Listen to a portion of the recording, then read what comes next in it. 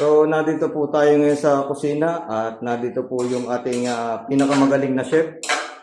Pinakamagaling magluto na sinangag. Ano po bang recipe ninyo sa pagluluto na sinangag? Ay, ari mikos-mikos. Mekos-mekos. Oh, luto mikos-mikos.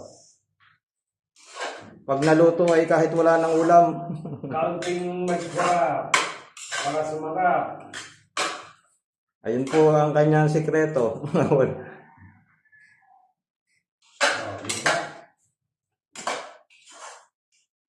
At mukha hong paluto na at mukha nga hong masarap. Lasang-lasa na. Ay, mikos-mikos.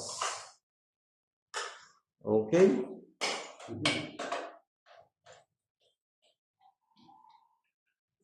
Finish na po ang pagluluto ng special na sinangag.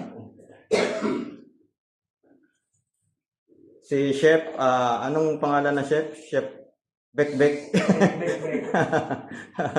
Mas magaling pa ho yan kay Ninong Ray at sa ibang chef.